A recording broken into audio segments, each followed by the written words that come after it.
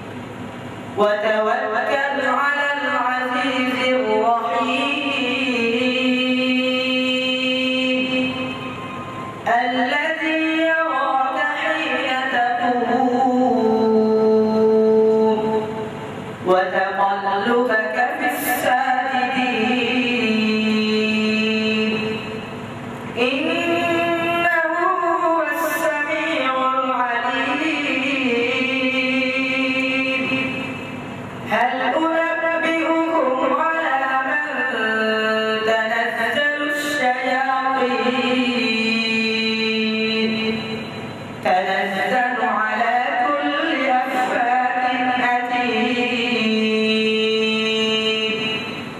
يلقون السمع وأكثرهم كاذبون والشعراء يتبعهم الغاوون ألم تر أنهم في كل واد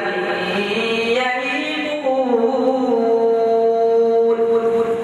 وأنهم يقولون ما لا يفعلون إلا الذين آمنوا وعملوا الصالحات وذكروا الله كثيرا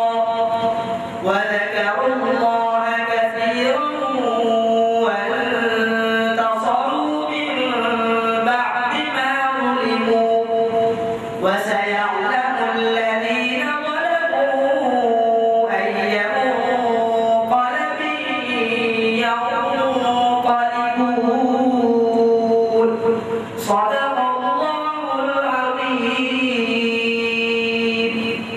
জামিয়া ইসলামিয়া ফরিদাবাদ ছিল একটি ব্যতিক্রম ধর্মী প্রতিষ্ঠান যার রয়েছে সুদূর প্রসারী পরিকল্পনা, বাস্তবিক গবেষণা ও সঠিক পাঠদানের মাধ্যমে এমন একদল যুগ সচেতন হাফিজ ও আলেম গড়ে তোলে এর মূল লক্ষ্য, যারা চলমান শতাব্দীর যে কোনো চ্যালেঞ্জে জাতিকে সঠিক নেতৃত্ব ও দিক নির্দেশনা দিতে সক্ষম হবে। মানুষ পাবে তাদের কাছে যুগ যুগের সঠিক সমাধান। জামিয়া ইসলামিয়া ফরিদাবাদের বিভাগের পাশাপাশি রয়েছে আন্তর্জাতিক খ্যাতি সম্পন্ন ব্যক্তিত্ব, বিশিষ্ট সাহিত্যিক, কলামিস্ট, লেখক, গবেষক হযরত মাওলানা আবু তাহের মিসবাহ সাহেবের প্রণীত মাদানী নিসাবের আরবি ভাষাকে গুরুত্ব সহকারে আমরা পাঠদান করে থাকি। প্রাথমিকভাবে আমাদের এখানে 3টি জমাতগুলো হয়েছে, 2টি জমাত এবং প্রথম এদাদিয়া জমাত নামে একটি জমাত প্রস্তুতি ক্লাসগুলো হয়েছে। সেখানে আরবি ভাষার উপর গুরুত্ব আরোপ করা হয়, সেই সাথে মাতৃভাষা বাংলা ভাষাকে আমরা সমানভাবে প্রাধান্য দিয়ে থাকি। এ পর্যায়ে আপনাদের সামনে আরবি ভাষায় বক্তৃতা নিয়ে আসার জন্য আহ্বান করছি জামিয়া দ্বিতীয় বর্ষের ছাত্র, মাদানী নিসাবের দ্বিতীয় বর্ষের ছাত্র আনোয়ার আহমদকে। আনোয়ার আহমদ আপনাদের সামনে আরবি ভাষায় বক্তৃতা নিয়ে আসছেন। عليكم ورحمة الله وبركاته. حمدا لمن خلقنا وجعلنا من المسلمين، والصلاة والسلام على أشرف الأنبياء والمرسلين وعلى آله وأصحابه أجمعين. أما بعد، فأعوذ بالله من الشيطان الرجيم. بسم الله الرحمن الرحيم. قل هل يستوي الذين يعلمون والذين لا يعلمون إنما يتذكر أولو الألباب. وقال النبي صلى الله عليه وسلم: طلب العلم فريضة على كل مسلم ومسلمة. رئيس هذه الحفلة المباركة الميمونة ويا مديرها ويا أيها الحاضرون الكرام، أنا أريد أن أخطب فيكم خطبة عربية عن فضيلة العلم، فهذا موضوع له فضيلة كثيرة ودرجة رفيعة. أبحث منه شيئا إذا وفقني الله تعالى إن شاء الله، وما توفيقي إلا بالله. إخواني الكرام، لا أرى دينا من الأديان ولا مذهبا من المذاهب يرفع العلم كما يرفعه الإسلام، بحيث قال سبحانه وتعالى في القرآن الكريم: يرفع الله الذين آمنوا منكم والذين أوتوا العلم درجات. فالعلم نور والجهل ظلمة، والعلم شيء طاهر لا يدخل قلب العاصي، إنما يدخل قلب المطيع الصالح. لأن الشافعي رحمه الله تعالى شكا إلى أستاذه فقال: شكوت إلى وكيع سوء حفظي فأوصاني إلى ترك المعاصي. والعلم له قيمة ليس كمثله شيء، ولا يحصل لأحد إلا بخلوص النية. فمن تعلم هذا العلم لابتغاء عرض الدنيا لم يجد عرف الجنة يعني ريحها.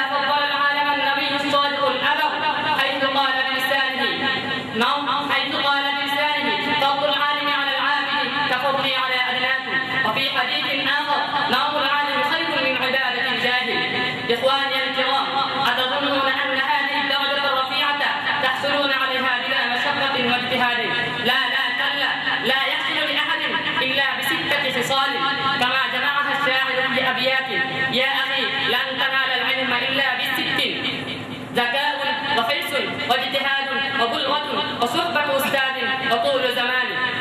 واعلموا أيها الإخوان أن العلم من صدر إلى صدر لا من ورقة إلى ورقة، فيجب على الطالب أن يطيع الأستاذ ويخدمه، لأن الأستاذ هو واسطة العلم.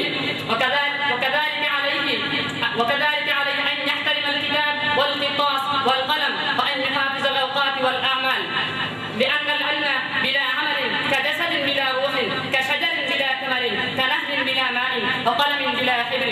وفقنا الله تعالى أن نعمل بما سمعنا. آمين آمين. السلام عليكم يا جماعة الحاضرين.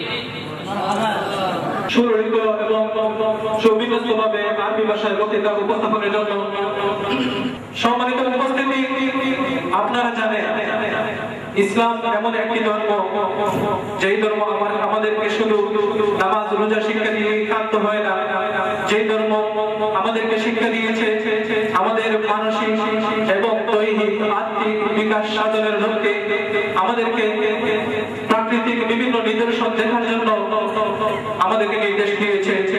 পবিত্র কোরআনে আল্লাহ ঘোষণা করেছেন, তোমরা পৃথিবী জুড়ে ঘুরে বেড়াও এবং দেখো আমার নিদর্শনগুলো, দেখো কত জায়গায় কত মানুষ কত নিদর্শন আমার ছড়িয়ে ছিটিয়ে আছে, সেগুলো দেখো এবং তা থেকে শিক্ষা গ্রহণ করো। তাই তো আমরা দেখতে পাই যুগে যুগে নবী রাসূল থেকে নিয়ে ওলি আউলিয়া বিখ্যাত মনীষীরা যুগে যুগে সফর করেছেন, হাজার হাজার মাইল সফর করে বেরিয়েছেন, দেশ হতে দেশান্তরে চষে বেরিয়েছেন শিক্ষা গ্রহণ করার জন্য। শেখ সাদি সম্পর্কে আমরা জানি তিনি 30 বছর লেখাপড়া করেছেন এবং আরো 30 বছর শুধু দেশ ভ্রমণ করেছেন।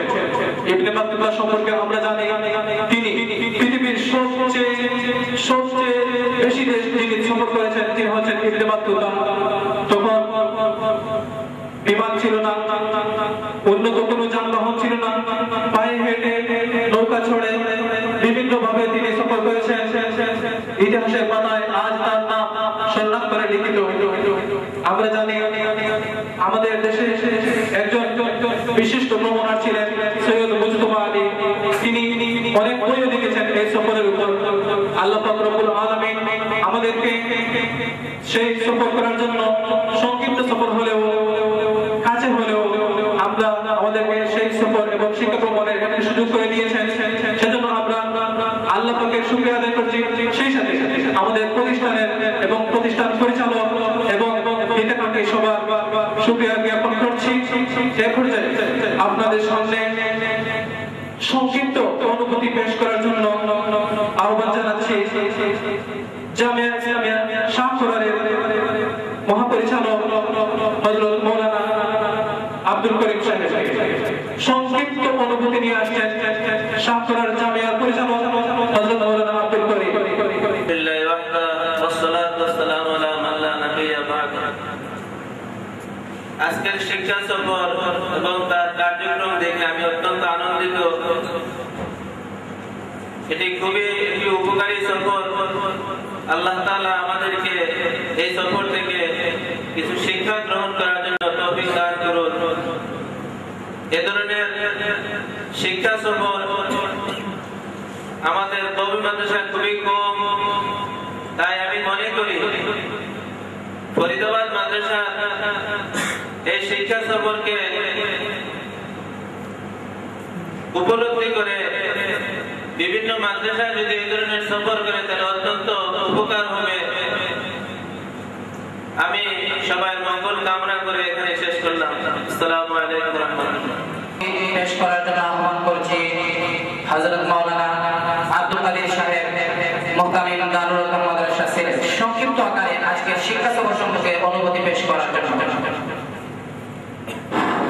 আসসালামু আলাইকুম ওয়া রাহমাতুল্লাহি তাআলা ওয়া বারাকাতুহু। কওমি মাদ্রাসায় এই ধরনের সিস্টেম, এই ধরনের নিয়ম নীতি কোন মাদ্রাসাতে অর্থাৎ খুব কমই আছে। আমি সেই কথার সাথে একমত। আমি সিলেট বিভাগে এই শাখায় যিনি সারা বাংলাদেশের ঢাকা সহ সারা বাংলাদেশের আনাচে কানাচে যে ব্যক্তিটির নাম, সেই ব্যক্তি হচ্ছেন হাফিজ বাবুল জামান। সর্বপ্রথম সম্মান মাহবুবের দরবারে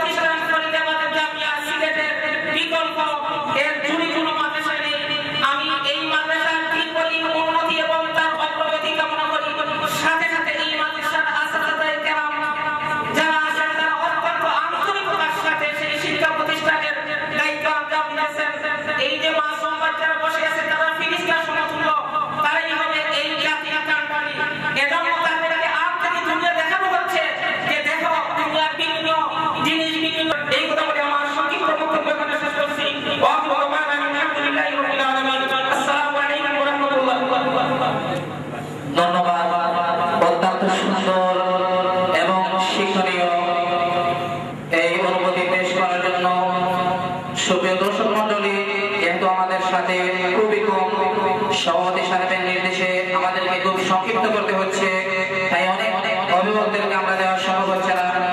এ পর্যায়ে আপনাদের সামনে সংক্ষিপ্ত আকারে অনুমতি নিয়ে আসছেন এক্সেনশিয়ালের ডিএম তথা সম্মানিত লাইব্রেরি ম্যানেজার জনাব সৈয়দ সাহেব। আমি ওনাকে একথা বলতে চাই যে আপনি তো আপনার এখানে অনেক মানুষরা আসেন, আমরাও এসেছি, তো এই শিক্ষা সফর থেকে শিক্ষা সফর কি কোনো কিছু প্রয়োজন আছে বা শিক্ষা সফরের দ্বারা কোনো লাভ হয় কিনা? আপনাদের এখানে অনেক মানুষ আসে জেনারেল শিক্ষিত, আমরাও এসেছি, তারা এসে কি করে আর আমরা যে আসলাম আপনার কাছে কি লাগলো এ বিষয়ে সংক্ষিপ্ত আকারে অনুমতি পেশ করার জন্য।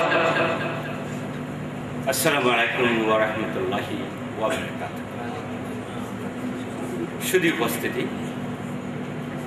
আজকের এই মহতী আয়োজন সন্দেহাতীতভাবে আমার কাছে একটি স্মরণীয় এবং কওমি মাদ্রাসার এই ধরনের একটি আয়োজন ঐতিহাসিক অবধি। দুইটি দিক এখানে গুরুত্বের সাথে আসে।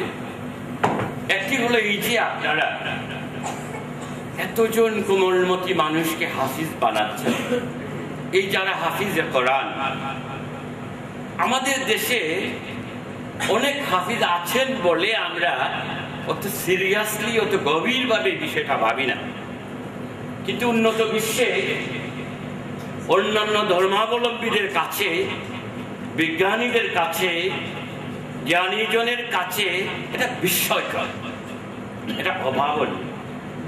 একজন মানুষ, একটা ছোট বাচ্চা পুরা কোরআন অর্থাৎ এত বড় একটি মহাগ্রন্থ মুখস্থ, এবং অন্যান্য ধর্মাবলম্বী কিংবা অন্যান্য শাখা প্রশাখায় যারা জ্ঞানী তারা একেবারে তাজ্জুব হয়ে যায়, এবং ইসলামের শত্রু যারা ইসলামকে নির্মূল করে দিতে চায়, মুছে দিতে চায়, তারা ভীত সন্ত্রস্ত হয়ে ওঠে। যেটা কি করে সম্ভব? একটি মাত্র মানুষও বেঁচে যদি থাকে তাহলে তো এটা মেটানো যাচ্ছে না, এবং প্রতিদিন এটা স্প্রেড করছে। এই এখানে এতজন হাফিজ, এটা অকল্পনীয়, অভাবনীয়, এবং আপনাদের জন্য এটা অসাধারণ কাজ। আমি ছোট মনিদের উদ্দেশ্যে একটি কথা বলবো। এই যে ধরেন আপনারা এই জাকারিয়া সিটিতে এসেছেন, এটা আল্লাহর সৃষ্টি, এই যে নেচার, এই যে প্রকৃতি। কবি আল মাহমুদ আপনারা সবাই নাম শুনেছেন, বাংলাদেশের প্রধান কবি। এক সময় তিনি নাস্তিকদের গুরু ছিলেন, ধর্মে বিশ্বাসী ছিলেন না। স্বাধীনতার পরে প্রগতিশীল আন্দোলন করতে গিয়ে গ্রেফতার হন, তখন তিনি গণকণ্ঠের সম্পাদক ছিলেন। শেখ মুজিব তাকে জেলে ঢুকিয়ে দিলেন। জেলে ঢুকার পরে যেহেতু কবি মানুষ, তাকে পড়তে হয়, পড়ুয়া মানুষ, তিনি পড়তেন, কিন্তু কি পড়বেন? সেখানে কবিতার বই তো তাকে দেওয়া হয়নি, সাহিত্য উপন্যাস সেখানে ছিল না। কিন্তু পড়বার যে লোক, যে মুখ, যে ভাষণ, এর থেকে তিনি ওইখানে একটা তাকে এক গ্রন্থ, বাংলা একটি গ্রন্থ পেলেন, সেটি হলো কোরআনের অনুবাদ, বাংলা অনুবাদ। তিনি এটা পড়তে শুরু করলেন। সেটা কোরআনের মহব্বতে নয়, সেটা ইসলাম জানবার জন্য নয়, বরং কিছুটা পড়বার জন্য। তিনি পড়ুয়া মানুষ, পড়তে চান।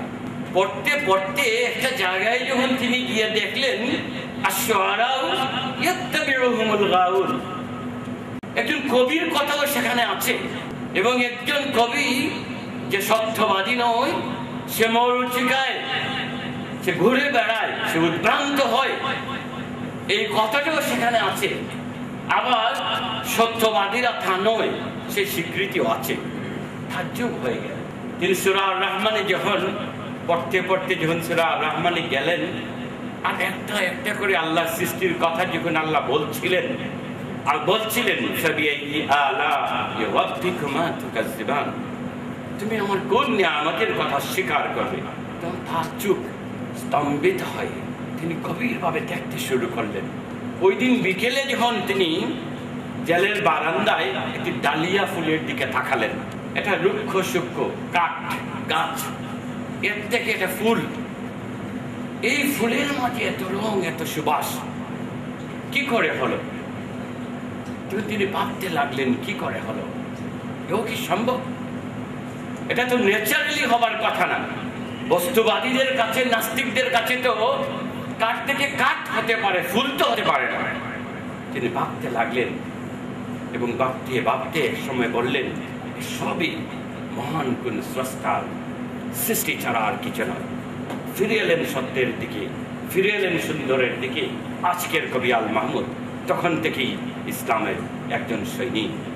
এই যে আল্লাহর সৃষ্টি, এইখানে আপনারা আজকে ঘুরে বেড়াবেন, এখানে 50,000 গাছ আছে, 400 ভ্যারাইটি, 400 প্রকারের। প্রতিটি গাছের আলাদা আলাদা গুণ, প্রতিটি গাছের আলাদা আলাদা রং। আম, জাম, কাঁঠাল, কলা, লেচু, লেবু, কবি, লকি, অর্থকি, সবটার আলাদা আলাদা স্বাদ। এসবই আল্লাহর সৃষ্টি। এগিয়ে নিয়ে যখন আমরা ভাববো, তখন আমরা মহান আল্লাহকে আর গভীরভাবে জানবার চেষ্টা করব, জানতে পারবো। এবং বয়স যত বাড়বে, আমাদের গবেষণা যত বাড়বে, এই মুক্ত বিহঙ্গনে স্রষ্টার সৃষ্টিকে আর সুন্দরভাবে আমরা অনুভব করব। এবং এই মহান সৃষ্টি, এই যে স্রষ্টার অবদান, এবং এই সৃষ্টিকে কাজে লাগিয়ে জাতির মঙ্গলের জন্য, মানবতার মুক্তির জন্য আমরা কাজ করব, এই দাবি রেখে আমার কথা এখানে শেষ করছি। আসসালামু আলাইকুম ওয়া রাহমাতুল্লাহি ওয়া বারাকাতুহু। এই পর্যায়ে তেলাওয়াত নিয়ে আসছেন মোহাম্মদ আজহার নাদি।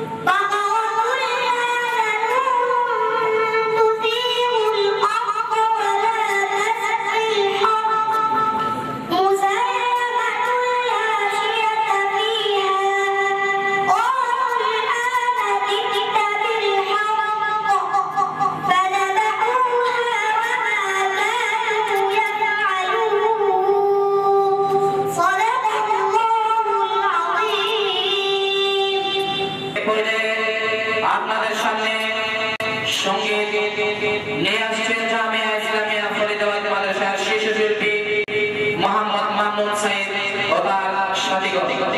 আসসালামু আলাইকুম ওয়া রাহমাতুল্লাহি ওয়া বারাকাতুহু। আমার ডাক যদি ডানা উড়ে যেতাম আমি দূর মদিনায়, আমার ডাক যদি ডানা উড়ে যেতাম আমি দূর মদিনায়।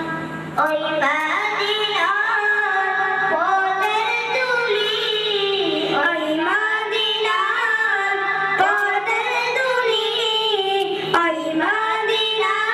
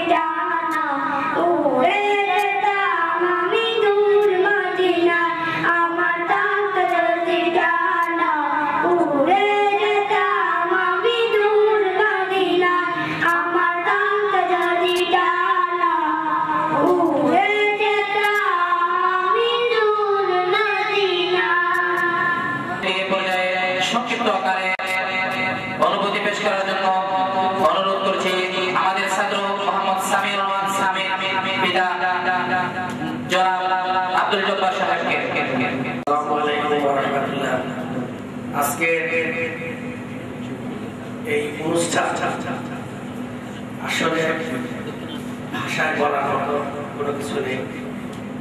কওমি মাদ্রাসাগুলোতে যে শিষ্টাচার, জামিয়া ইসলামিয়া ফরিদাবাদ সিলেটের কওমি মাদ্রাসার যে শিষ্টাচার, মানে ফার ডিফারেন্স। এই কোমলমতি শিশুদের নিয়ে যে উদ্যোগ নিয়েছেন, এটা আমি আসলে কখনোই কল্পনা করিনি। বিশেষ করে কওমি মাদ্রাসা থেকে যে ধরনের শিক্ষা এবং এনাদের মতো শিশুদেরকে যে শিক্ষা সফর যেন অন্যান্য কওমি মাদ্রাসাগুলো করে, আমি বিনীতভাবে অনুরোধ করব কওমি মাদ্রাসার শিক্ষকদেরকে। আমি সবশেষে কওমি মাদ্রাসা ফরিদাবাদ কওমি মাদ্রাসা মঙ্গল কামনা করে আল্লাহর কাছে দোয়া করি যেন এখান থেকে হাজার হাজার লক্ষ লক্ষ কোরআনের হাফেজ, মাওলানা, মুফতি, মুহাদ্দিস বের হয়। এই বলে আমি আমার সংক্ষিপ্ত বক্তব্য শেষ করছি। আসসালামু আলাইকুম ওয়া রাহমাতুল্লাহ। এখানে সর্বস্তরের আলিম সমাজ থেকে নিয়ে আধুনিক শিক্ষিত সর্বস্তরের শিক্ষার্থীরা এখানে লেখাপড়া করে, অভিভাবকরা রয়েছেন বিভিন্ন উচ্চ শিক্ষিত। তার মাঝ থেকে আমাদের এক শিক্ষার্থী হাফিজ আব্দুল্লাহ পিতা আমাদের সাথে এসেছেন, আজ আমাদের সঙ্গ দিয়েছেন। তিনিও একটি উচ্চ বিদ্যালয়ের প্রতিষ্ঠাতা প্রিন্সিপাল জনাব নিজামুদ্দিন খান আমাদের সামনে এসে উপস্থিত হয়েছেন। সংক্ষিপ্তভাবে মাত্র 1 মিনিটের ভিতরে তার কিছু অনুভূতি আমরা শুনব। আলহামদুলিল্লাহ, আসলে এত সংক্ষেপে অনুভূতি প্রকাশ করা যায় না। এই মাদ্রাসার প্রতিটি ছাত্রের পিছনে একটা ইতিহাস আছে, প্রত্যেক গার্জেনের একটা ইতিহাস আছে, আমারও একটা ইতিহাস ছিল, এগুলো বলাও যায় না, অনেক বড় ইতিহাস। আমি যখন দুবাই ছিলাম 96-এ গিয়েছিলাম, তখন ট্রান্সপোর্ট ডিপার্টমেন্টে চাকরি করতাম। তখন ওইখানে আমি গাড়ির ভিতরে গার্লস নিউজ পড়তাম, ইংলিশে নিউজ পেপার। তখন সালটা আমার ঠিক মনে নাই, 2005 না 6 সাল না 4 সালে এরকম। এখন আমি গার্লস নিউজে দেখলাম দুবাই আন্তর্জাতিক কোরআন প্রতিযোগিতায় আমাদের বাংলাদেশের একটি ছেলে এবং ঢাকা উত্তরা মাদ্রাসায় সারা বিশ্বের মধ্যে 1 নম্বর হয়েছে। এই নিউজ পড়ে তার ছবি দেখে আমার চোখে পানি এসে গেছে। এবং বক্তব্য আশা নিয়ে আমাদের সামনে বাচ্চাদেরকে তুলে দেন। আমরা প্রাণ খুলে দোয়া করে তাদের সেই আশা যেন পূর্ণ হয়। এর পর্যায়ে আপনাদের সামনে সংক্ষিপ্ত ও গুরুত্বপূর্ণ অনুভূতি পেশ করার জন্য আহ্বান করছি বিশিষ্ট ব্যবসায়ী, আমাদের জামিয়ার ছাত্র সৈয়দ আজহারুল ইসলামের সম্মানিত আপু জনাব সৈয়দ মোহাম্মদ তামিম আহমদকে। জনাব সৈয়দ তামিম আহমদ তার সংক্ষিপ্ত অনুভূতি নিয়ে আসছেন আমাদের সামনে। সম্মানিত সভাপতি সাহেব এবং আজকের এই উপস্থিত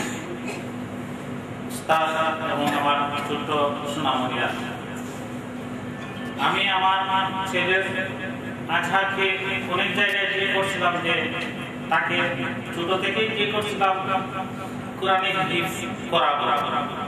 তো আমার পছন্দ মতো কোনো বিয়ে পাইছিলাম না। পরে ফরিদাবাদ মাদ্রাসার মুফতামিম সাহেবের সাথে আমার বিয়ে হলো, সাক্ষাৎ হলো। পরে আমি আমার ছেলেকে এই ফরিদাবাদ মাদ্রাসায় দিলাম, দিয়ে দেখলাম যে বাহির থেকে যেভাবে এই মাদ্রাসা শুনছি, এর থেকেও আরো অনেক উপরে তাদের যে আন্তরিকতা, উস্তাদদের এবং ছাত্রদের, এটা ঠিকই সুনামের দিকু রাখে। এর পর্যায়ে আপনাদের সামনে আবার একটু সুরলিত করলে তারা নিয়ে আসছে জামিয়া ইসলামিয়া ফরিদাবাদ মাদ্রাসার ছাত্র মোহাম্মদ নাজিবুল্লাহ নজিব। আসসালামু আলাইকুম ওয়া রাহমাতুল্লাহি ওয়া বারাকাতুহু। হে প্রভু রহমান সভাপতি, দুহাত তুলেছি আধমি। হে প্রভু রহমান সভাপতি, দুহাত তুলেছি আধমি। হে প্রভু দুহাত তুলেছি আধম আমি ফরিদাবাদ মাদ্রাসা কে তুমি ফরিদাবাদ মাদ্রাসা কে তুমি কবুল করে দাও এই হাফিজি কবুল করে দাও এই হাফিজি কবুল করে দাও এই হাফিজি হে প্রভু রহমান সভাপতি দুহাত তুলেছি আধম আমি হে প্রভু রহমান সভাপতি দুহাত তুলেছি আধম আমি জানি জুয়াজ সুদরে ফরিদাবাদে সবই তো তোমার দান তোমার নামে তোমার শানে মুগ্ধ সবার প্রাণ তোমার মায়াময় তোমার দয়াময় তোমার মায়াময় তোমার দয়াময় নামেতে তোমার মধু আছে নামেতে তোমার মধু আছে নামেতে তোমার মধু আছে হে প্রভু